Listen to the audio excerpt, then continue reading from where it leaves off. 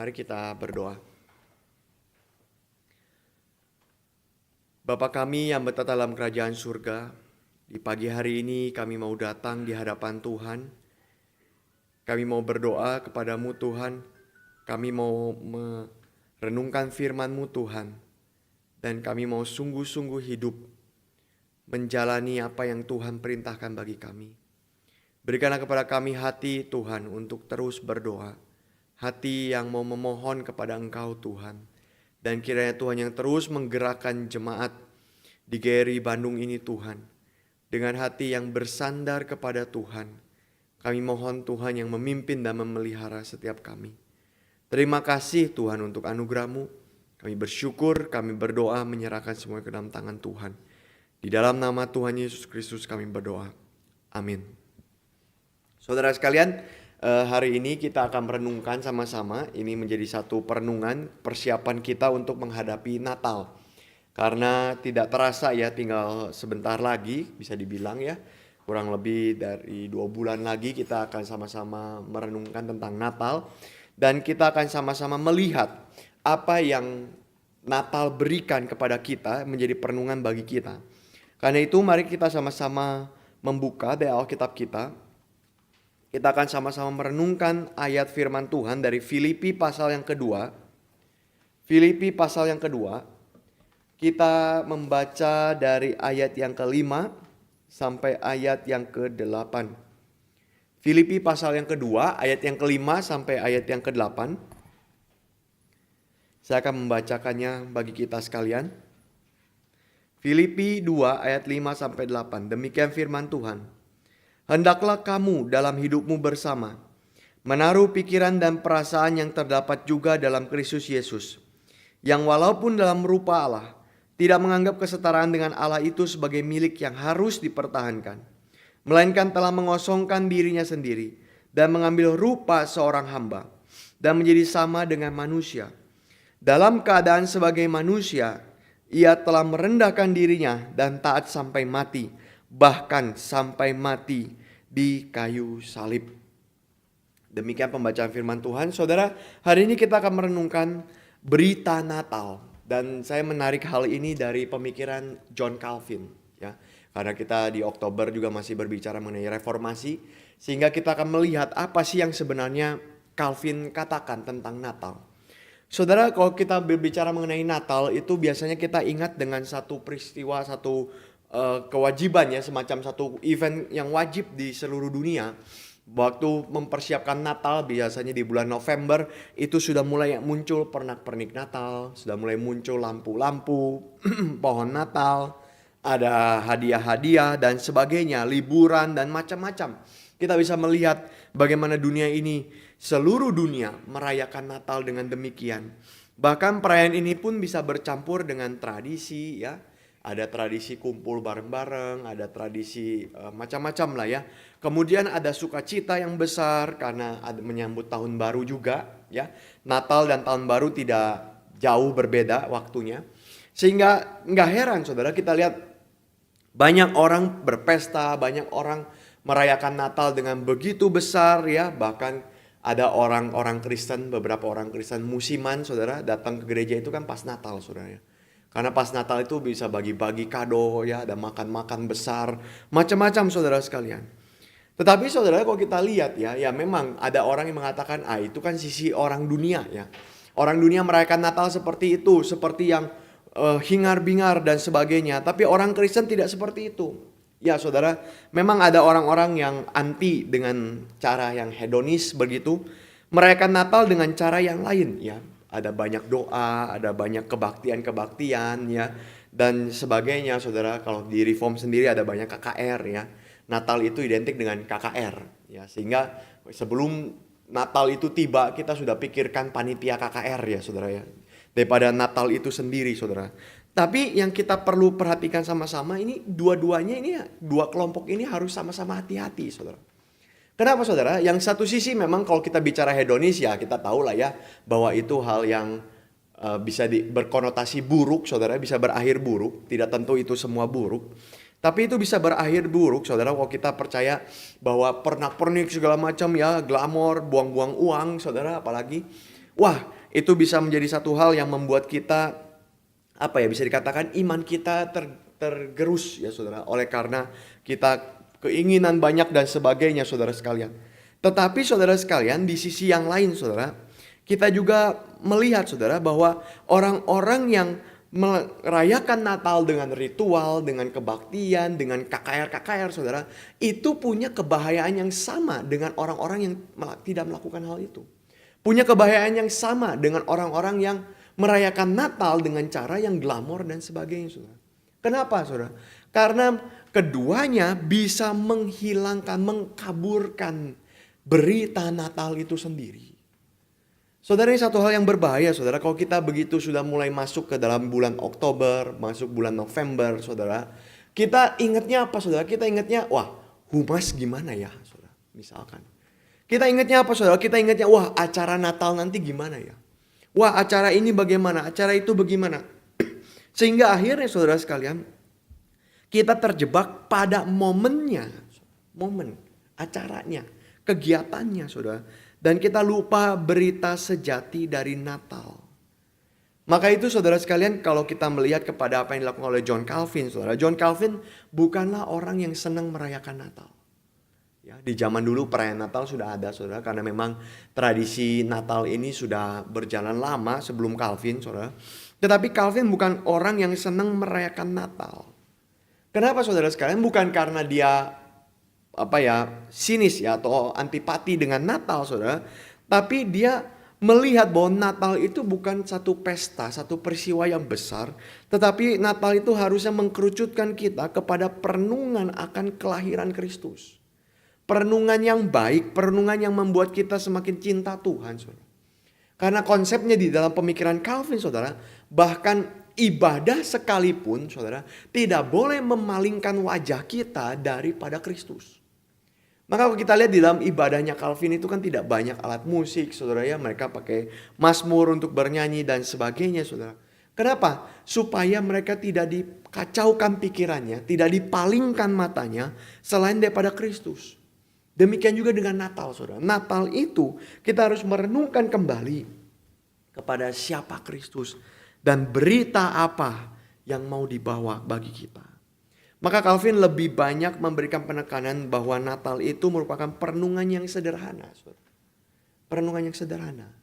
Kita tidak harus dan tidak perlu saudara merasa minder dalam merayakan Natal, seolah-olah kita melihat wah siapa yang paling hebat dalam merayakan Natal. Tidak saudara, tidak perlu. Tapi kita harus merasa minder kalau kita tidak punya perenungan sederhana ini. Yaitu perenungan akan berita utama yang Allah bawa kepada manusia. Saudara, hati-hati jika Natal itu berlalu begitu saja. Tahu-tahu sudah tahun baru begitu ya. Karena kita banyak kesibukan Natal ya. Apalagi di Natal itu banyak kegiatan saudara ya, yang tiba-tiba ada kegiatan saudara, setiap persekutuan buat Natal saudara, itu pasti ya. Maka orang Kristen tuh biasanya bisa 4-5 kali merayakan Natal setahun saudara. Karena ada persekutuan ini, ada persekutuan ini, ada Natal gabungan, ada Natal ini, Natal itu, semua merayakan Natal. Kemudian juga setelah sibuk merayakan Natal mungkin nanti ada Christmas Carol ya saudara ya. Ini akan kita lakukan juga di gereja kita. Tapi bukan masalah hal itu salah atau benarnya saudara, tapi sekali lagi kita jangan sampai lepas dari pesan utamanya. Pesan utamanya berita yang Tuhan mau bawa bagi kita. Nah, berita apa saja saudara? Calvin sebenarnya merenungkan ada, paling tidak saya lihat ada 6 berita tentang Natal. Tapi kita bicara tentang satu berita saudara hari ini. Yaitu yang pertama seperti ayat yang tadi kita sudah baca saudara. Natal itu berita tentang Allah yang merendahkan dirinya. Allah yang merendahkan dirinya. Saudara, kalau kita melihat Allah yang merendahkan dirinya saudara, ini sebenarnya merupakan istilah yang asing. Istilah yang aneh saudara. Kenapa ini istilah yang asing, istilah yang aneh saudara? Karena pertanyaan paling mendasarnya adalah, buat apa Allah merendahkan diri? Buat apa? Dia layak menerima segala kemuliaan, keagungan, puji-pujian, dan kebesaran dan lain-lain. Allah kita Allah Maha Kuasa. Allah kita Allah pencipta langit dan bumi. Allah kita Allah yang memiliki segala sesuatu saudara. Buat apa dia merendahkan diri?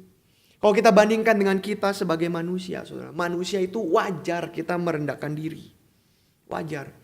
Kenapa kita wajar merendahkan diri? Karena memang natur kita, natur yang penuh dengan keterbatasan, saudara.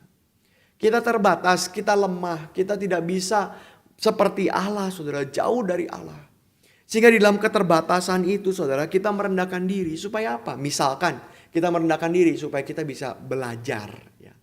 Orang bilang kan kalau merendahkan diri itu bisa banyak belajar dari orang lain, banyak belajar dari sesama.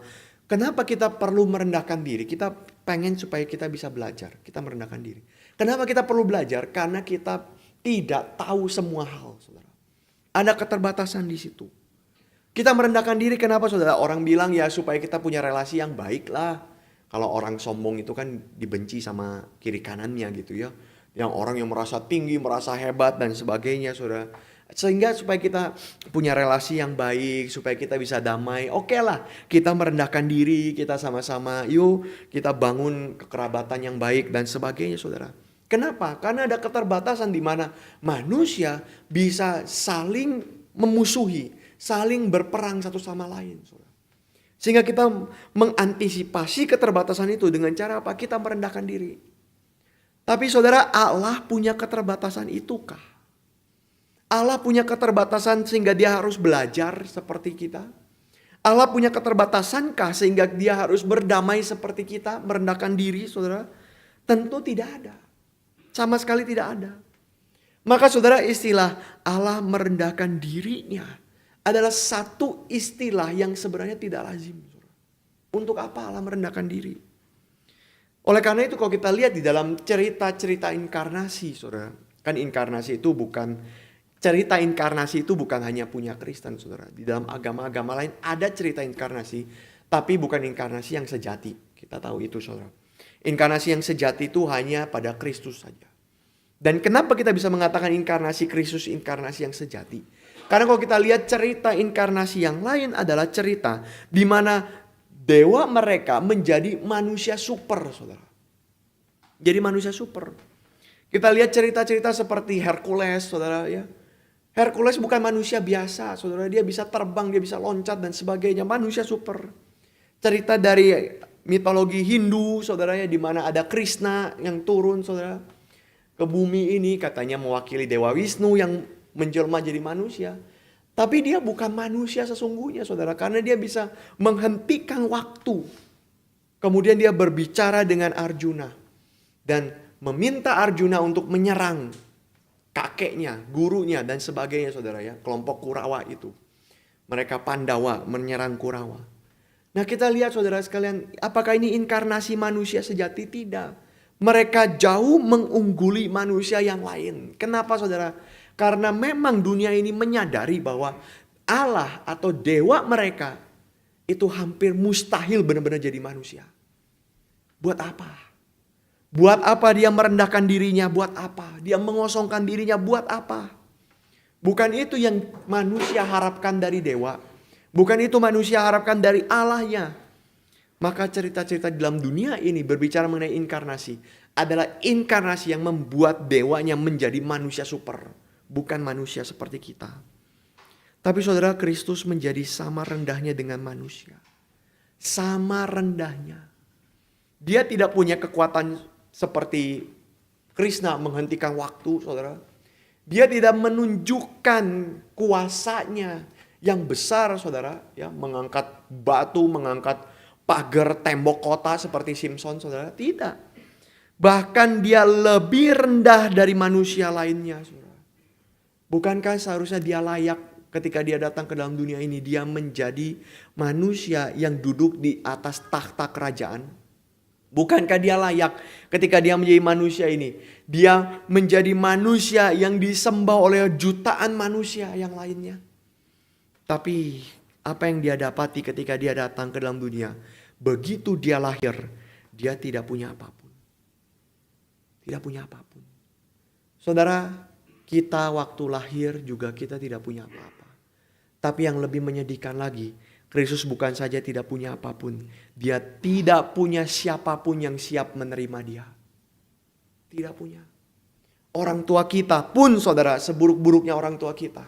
Waktu kita mau lahir, saudara, dia sudah mempersiapkan diri. Misalkan ke dokter, misalkan mungkin ada yang lahir dengan bidan, ada yang lahir di rumah sakit, ada yang lahir di tempatnya bidan dan sebagainya, saudara sekalian. Tapi mereka mempersiapkan diri. Ada anak yang akan lahir, maka harus beli ini, harus beli itu. Kita menjadi orang tua pun kita mempersiapkan diri anak kita lahir, saudara. Tapi Maria dan Yusuf tidak. Mereka bahkan tidak punya tempat. Tidak punya tempat, saudara. Kenapa bisa tidak punya tempat? Padahal ini adalah kampung halamannya Yusuf. Mereka bukan datang ke satu kota yang mereka tidak tahu ini ada apa. Mereka tidak tahu isinya apa. Ini kota yang asing bagi mereka. Tidak. Yusuf pulang ke kotanya sendiri, ke kampung halamannya sendiri. Dan dia tidak menemukan tempat tinggal. Ini ironis sekali, saudara. Tidak ada rekan, tidak ada keluarga, tidak ada rumah, tidak ada apapun yang menerima dia. Selain kandang binatang dan palungan. Maka saudara, Calvin memberikan satu perenungan bagi kita. Penderitaan Kristus yang pertama tidak dimulai di atas kayu salib. Penderitaan Kristus yang pertama itu sudah ada sejak kelahirannya. Penderitaan Kristus yang pertama sudah ada sejak kelahirannya. Dia rela melakukan semua ini, saudara. Dihina. Tidak ada yang menyambut dia, tidak ada yang tahu dia lahir, tidak ada yang sadar dia lahir. Bahkan tidak ada yang peduli dia lahir. Kenapa dia lakukan ini? Demi mempersatukan Allah dan manusia. Mempersatukan Allah dan manusia. Saudara, kenapa Raja segala raja, Kristus kita yang agung, yang mulia, yang begitu suci, begitu kudus, harus menerima penolakan seperti demikian? Kenapa? Calvin memberikan satu perenungan, saudara, supaya kita tidak ditolak seperti dia. Saudara, ini satu hal yang sangat indah ya. Dia mau datang, saudara. Dia rela turun, dia rela merendahkan dirinya. Supaya apa? Kita bisa katakan tidak ada untungnya bagi dia. Tetapi saudara, dia rela melakukan hal itu supaya kita, saya dan Bapak Ibu saudara sekalian, tidak ditolak oleh Allah, tidak dihina oleh Allah, tidak dijauhkan oleh Allah. Kitalah yang harusnya merendahkan diri, kita yang harusnya siap menerima penolakan, kita harusnya siap menerima penghinaan, kita siap menerima hukuman. Tetapi Allah sendiri melakukannya bagi kita, supaya kita tidak mendapatkan hal itu semua. Maka saudara, inilah humility yang sejati, saudara. Perendahan diri yang sejati daripada Kristus. Apa artinya saudara merendahkan diri? Perendahan diri itu berarti kita tidak menahan apapun bagi diri kita. Tidak menahan apapun bagi diri kita. Dan saya bisa katakan berarti kita all out untuk orang lain. All out, semua keluar. Ini satu hal yang sulit saudara bagi kita manusia yang sebenarnya layak untuk merendahkan diri. Tapi ini sulit saudara, kenapa? Karena seringkali kita terhalang oleh ketakutan. Kita terhalang oleh kecurigaan. Kita terhalang oleh semua pikiran-pikiran negatif, saudara. Sehingga waktu kita mau berbicara merendahkan diri itu seperti banyak sekali pergumulan di dalam pikiran kita. Nanti jadi begini enggak ya? Nanti jadi begitu tidak? Saya kalau mau melayani dia, nanti jangan-jangan nanti dia ngelunjak. Nanti dia begini, nanti begitu. Saudara, ada banyak sekali pikiran, saudara. Karena memang sejak manusia jatuh dalam dosa, kita dipenuhi oleh kecurigaan. Untuk apa? Menjaga diri kita. Melihat kepada diri kita, saudara. Tetapi kita bisa belajar dari Kristus. Dia tidak demikian. Dia membiarkan dirinya lemah. Dan memang saudara, dia membiarkan dirinya bukan saja terlihat lemah, tapi memang dia menjadi lemah. Bayi yang lahir. Saudara, kalau bayi itu misalkan jatuh, apakah dia akan berdarah? Akan berdarah. Bayi itu tidak dikasih makan, tidak dikasih minum, saudara. Apakah dia akan mati? Dia sangat mungkin akan mati, saudara. Sangat mungkin, karena dia memang lemah di situ, saudara. Tetapi dia melakukan itu demi kita, saudara. Maka sekali lagi, saudara, merenungkan Natal itu yang terutama, saudara, bukan tentang hal-hal yang besar. Baik itu KKR, kebaktian dan sebagainya. Merenungkan Natal yang pertama, saudara, bukan tentang apalagi liburan, bagaimana kita bisa berpesta, bagi-bagi kado, saudara, dan sebagainya. Tidak, merenungkan Natal yang pertama. Berarti kita merenungkan bagaimana Allah rela menjadi lemah, menjadi hina, menjadi tidak berdaya demi serupa dengan kita. Maka apa yang kita bisa pelajari, saudara? Kita perlu juga merendahkan diri di hadapan Allah. Seperti Kristus telah merendahkan dirinya. Tapi saudara, menariknya, Calvin melihat bahwa ini ada satu perbedaan. Kita waktu merendahkan diri bukan berarti kita ikut kenosis seperti Kristus. Kayak Kristus mengosongkan dirinya, Kristus merendahkan dirinya dengan istilah kenosis, saudara. Kenapa? Karena dia memang tinggi, dia memang punya segala kemuliaan, maka dia mengosongkan dirinya dari ada sesuatu, saudara ya. Dia mengosongkan dirinya. Tetapi manusia itu sudah hina pada naturnya. Manusia sudah rendah pada dirinya.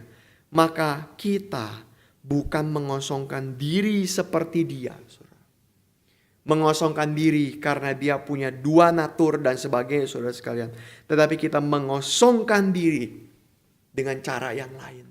Bukan seperti Kristus, tapi dengan kita memberikan hidup kita bagi Allah. Saudara, kalau kita mau bilang kita mesti merendahkan dirinya, kita mesti terlihat hina dan sebagainya. Kita memang sudah hina, kita tidak punya apa-apa. Kita memang sudah lemah, kita tidak punya apa-apa, saudara. Tetapi apa yang kita miliki adalah hidup ini dan kita berikan semua kepada Tuhan. Dan itulah yang harusnya kita lakukan, saudara. Maka kita bisa melihat ada dua hal yang kita bisa renungkan secara singkat, saudara. Bagaimana kita bisa memberikan hidup kita. Yang pertama, saudara, kita harus belajar untuk saling mengasihi dan saling melindungi satu sama lain. Seperti Kristus yang rela menjadi hamba bagi kita semua. Rela datang menjadi begitu hina, saudara. Kita juga dipanggil untuk melayani sesama dengan kasih yang tulus. Kasih yang tanpa balasan. Tanpa mengharapkan ini, itu, dan sebagainya, saudara. Kita rela mengasihi orang lain. Dan dengan mengasihi kita rela untuk memberikan apa yang kita bisa berikan bagi dia. Saudara, memang kita tidak bisa memberikan seluruh hidup kita. Kita mati untuk orang itu. Mungkin tidak, saudara. Mungkin tidak. Tetapi paling tidak, saudara, kita bisa memberikan hidup kita untuk orang tersebut. Saudara, sebagai jemaat di gereja ini, saudara, sebagai sama-sama orang percaya di gereja ini, bagaimana kita bisa hidup saling mengasihi, saudara? Apakah kita saling memperhatikan satu sama lain?